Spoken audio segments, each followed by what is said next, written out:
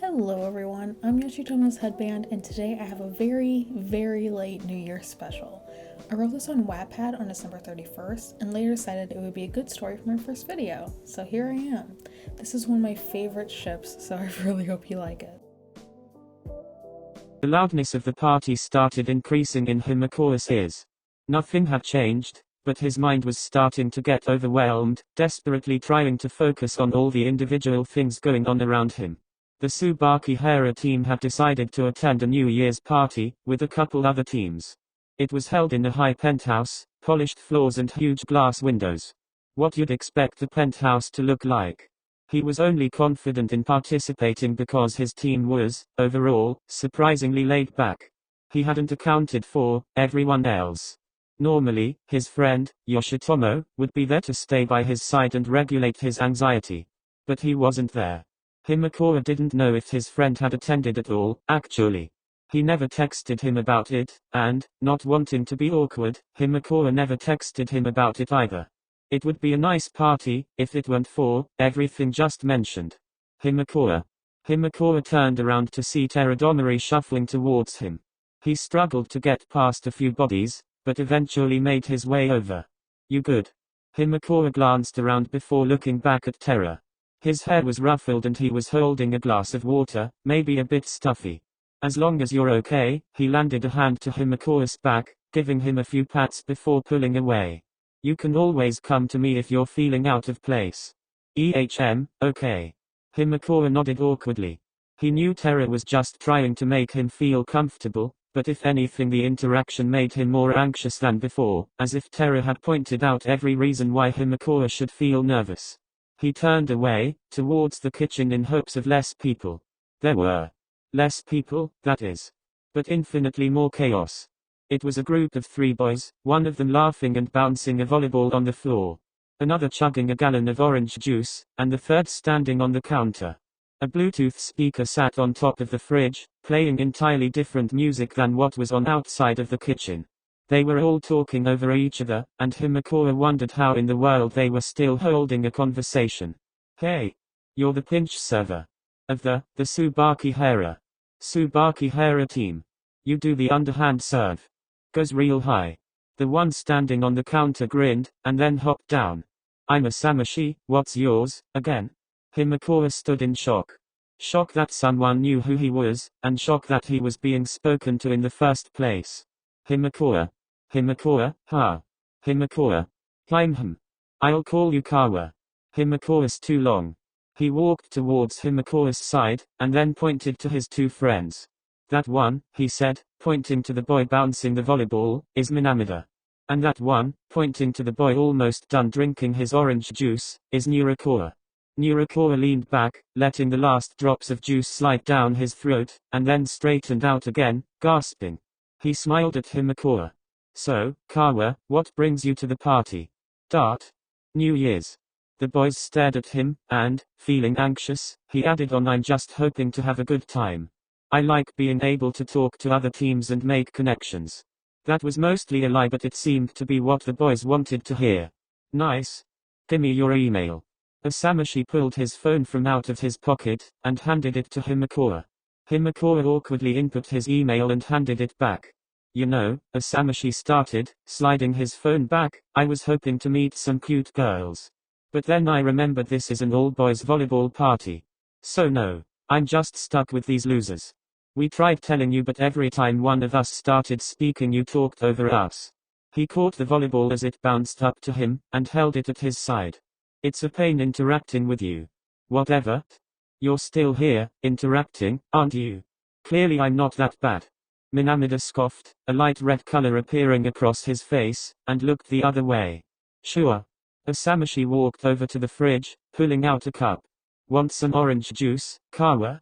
Why was there a cup filled with orange juice just waiting in the fridge? Sure. Asamashi handed him the cup, and then walked back over to the counter, hopping up on it and sitting. What are you gonna do when it hits January? Himekawa took a sip of his juice and looked at him. What do you mean? I mean, like, what are you gonna do? You can't just sit there and cheer. How'll you celebrate? Take a shot? Set off a firework? Kiss someone? Himekawa tensed at the last option, and Asamishi's eyes lit up. Huh? Is that it? You're gonna kiss someone? Himekawa cupped both hands around his glass and spluttered, staring at the ground. No, I'm not gonna no. Nurikawa laughed. He has a crush. Wow. Lucky. Asamishi gripped the sides of the counter. Who? Who is it? You're gonna kiss them, right? I'm not kissing anyone. And he paused for a moment. I don't think they like me anyways. Who is it? Maybe we know them. Himekawa thought. It's. Why, he stood there, and took a breath. It's Yoshitomo. He's my friend. I don't even know if he even came though, so it's. There was silence for a couple moments. Himekawa looked up in worry, and all the boys seemed to be thinking, filing through all the people they had met. Nurikawa snapped his fingers. Oh. He's the middle blocker on your team. I know him, yeah. He was one of the first people I met today.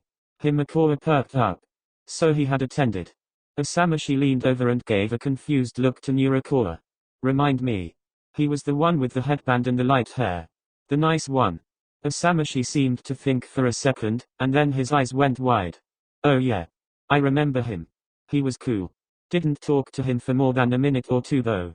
He turned to Himekawa, smiling. You're gonna kiss him. Himekawa blushed. I said he doesn't like me. We're just friends. After he said that, Minamida straightened up and walked out of the room without explanation.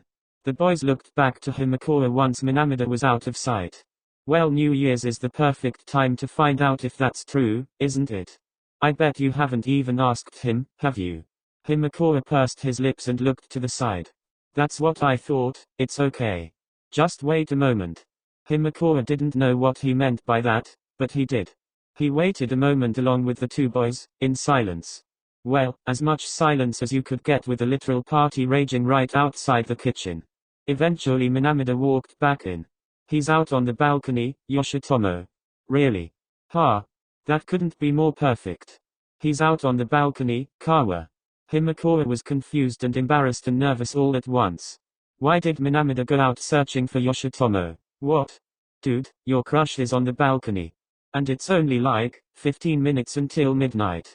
He picked up a cup sitting next to him and took a sip. You need to go out and kiss him. Now. Wingmen are always right. Wingmen? You aren't We are now. Someone has a crush, we set them up. I don't care if we've only known each other for like 12 minutes. But. Minamida waved Himekawa over closer, and then started leaning towards the door. Come on. Himekawa's head was spinning. He looks for some peace and quiet, ends up meeting some strangers, the strangers find out about his crush, and now they're forcing him to go kiss said crush. Overwhelmed, Himekawa set his cup down and followed Minamida. It was probably better than standing and discussing the requirements for what made a wingman. Minamida led him to the bedroom where they all dropped off their coats and bags at the beginning of the event. Himekawa put his coat on, and then they walked back into the party. They stopped at a black sliding door. Wingmen know best. Minamida turned on his heel, and then walked away. Himekawa pulled out his phone and checked the time 11:50 p.m. Before he could give himself more time to be baffled over the situation, he gripped the handle. Quietly, Himekawa slid open the door, stepped through, and closed it behind him. There, in front of him, was Yoshitomo, leaned over the edge of the balcony. His light hair blew in the wind, along with his coat. His face was softly lit up by the city below him. He looked perfect upon hearing the soft click of the sliding door. He turned around. His face was dusted red from the cold. Himekawa gulped. Tomo. The sound from the party was muffled now. Can I stand with you? Yoshitomo stared for a second, and then gave him the slightest of smiles, shuffling to the side. Himekawa walked up next to him and leaned over the balcony as well, taking in the view of the vast city. I didn't know you came. I didn't see you at all. Yoshitomo stared off into the sky. In the distance, a firework burst, lighting up the darkness for a quick moment before dissipating. I'm sorry. I didn't think you'd care too much. His voice was incredibly soft. He squinted his eyes. Did you get nervous? I wasn't there too. No, it's not that. I was fine just. I don't know. You're my friend. I like hanging out with you. That's all. Yoshitomo seemed to cringe a bit at Himekawa's words. I assumed you would want a break from me or something. I don't know. I'm sorry. A break? Well, you never mentioned attending this party to me or anything. I only didn't because you never did. Oh. Silence again. Himekawa checked the time. 11:53. Yoshitomo seemed a lot more timid than usual. He was never the type to jump around or yell, but he wasn't the nervous type either. He was laid back and friendly, so why was he acting so standoffish? Are you okay? Yoshitomo glanced to Himekawa, and then looked back out. Yeah. Just. Yoshitomo shook his head, and tensed his shoulders. I'm okay. Himekawa could tell something was wrong. He'd never seen Yoshitomo act like this before. Are you sure? Yoshitomo hung his head. Dart? I really thought you hated me. Himekawa stared at Yoshitomo. Huh? I don't know. You didn't tell me about coming, and I never saw you, but everyone I asked said you had came, so I was like, maybe it was just me he didn't want to know. Maybe he doesn't want to talk to me. I know it's stupid, I should have just asked, but I don't know. I got worried. Himekawa was in shock. Yoshitomo thought he. Yoshitomo brought his palm up to his face and rubbed at his eyes. It was then Himekawa noticed the tears slowly falling down his face. Hey no. Yoshitomo groaned to himself and stood up straight, still wiping his eyes. He turned the other way. I'm sorry. I don't want you to see me like this. Himekawa stood up as well. 11:55. It was quiet for a bit, Yoshitomo rubbing at his face while Himekawa stared at his back. I like you. Yoshitomo's arms stopped moving. Himekawa took a breath. Oh geez. I like you, that's what I came onto the balcony for. To tell you. That? He fiddled with his fingers, which were almost completely numb from the cold. Yoshitomo turned around. His eyes were a soft pink, and his eyelashes were clumped together from the tears. His cheeks were more red than before, still perfect. You like me? Yeah.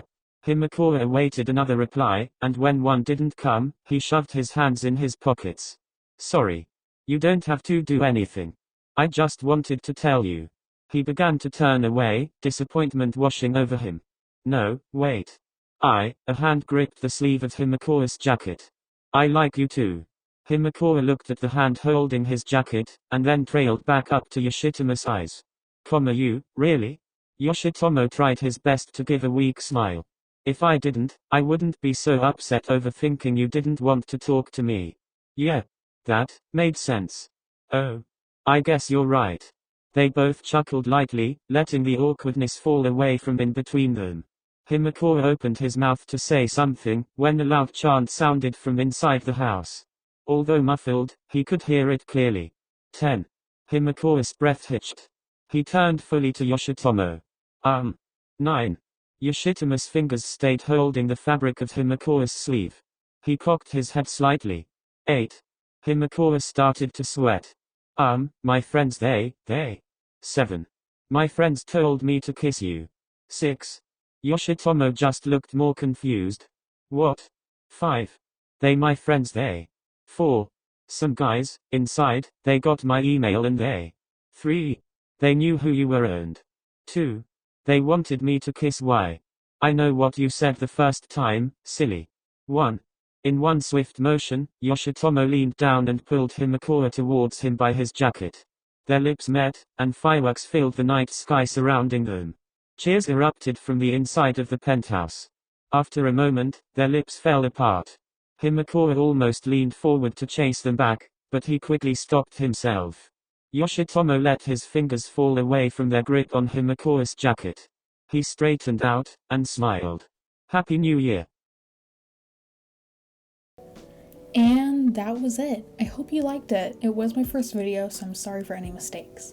Anyways, here's some art that goes along with the story. A couple of them are what inspired the story in the first place, actually. Since this is my first video, there's still a lot of room for change and improvement. So, if you decide to stick around, just know there will probably be changes in how things are presented or how they look, etc. Lastly, my socials will always be in the description. And that's all. Thank you so much for watching. I know this is a really rare ship, so if we stayed this long, it means a lot to me. Thank you so much.